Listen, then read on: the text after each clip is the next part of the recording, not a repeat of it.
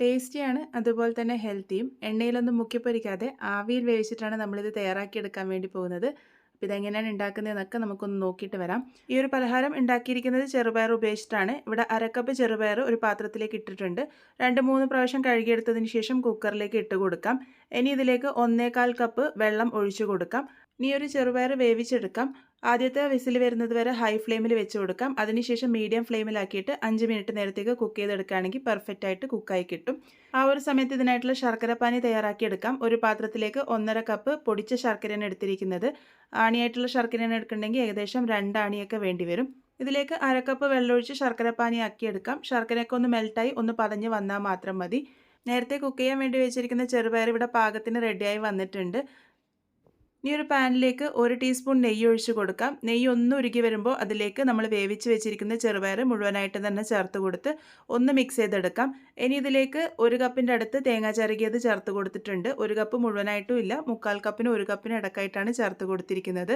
ഒന്ന് മിക്സ് ചെയ്തെടുത്തതിന് ശേഷം ഉരുക്കി വെച്ചിരിക്കുന്ന ശർക്കര കൂടെ ചേർത്ത് കൊടുക്കാം. അതിനുശേഷം നന്നായിട്ട് തന്നെ ഇതൊന്ന് മിക്സ് ചെയ്തെടുക്കാം.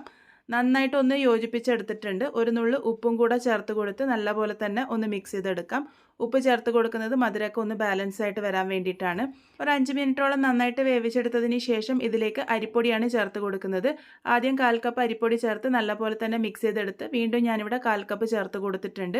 അങ്ങനെ ടോട്ടൽ ഞാനിവിടെ 1/2 കപ്പ് അരിപ്പൊടിയാണ് ചേർത്ത് കൊടുത്തിരിക്കുന്നത്. വറുത്ത നല്ല ഫൈനായിട്ടുള്ള അരിപ്പൊടിയാണ് ഇവിടെ ചേർത്തത്.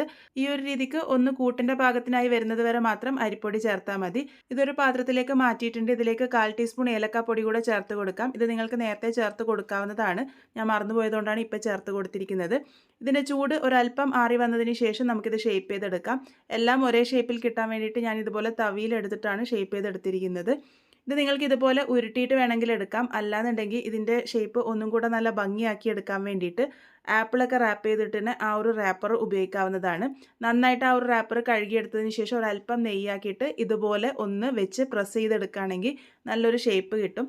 ഇങ്ങനെ ചെയ്തെടുക്കണമെന്ന് നിർബന്ധമില്ല, കാണാനൊരു ഭംഗിക്ക് വേണ്ടി ചെയ്തു എന്ന് മാത്രമേ ഉള്ളൂ. അല്ലാന്നുണ്ടെങ്കിൽ വെറുതെ ഉരുട്ടിയെടുത്താലും മതിയാകും. ഇതേപോലെ എല്ലാം തന്നെ റെഡിയാക്കി എടുത്തിട്ടുണ്ട്. അതിനുശേഷം ഇത് ആവി കയറ്റിയെടുക്കാം. അതിനായിട്ട് സ്റ്റീമർ നേരത്തെ വെള്ളമൊഴിച്ച് ആവി വരാൻ വേണ്ടി വെച്ചിരുന്നു.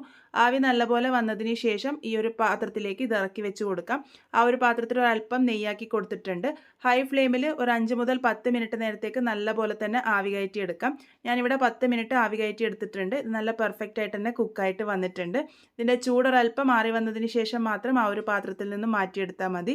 നല്ല ടേസ്റ്റി ആയിട്ടുള്ള ഹെൽത്തി ആയിട്ടുള്ള നമ്മളുടെ പലഹാരം ഇവിടെ റെഡി ആയിട്ടുണ്ട്. എന്തായാലും ട്രൈ ചെയ്ത് ഫീഡ്ബാക്സ് ഒക്കെ പറയാൻ വേണ്ടി മറക്കരുത്.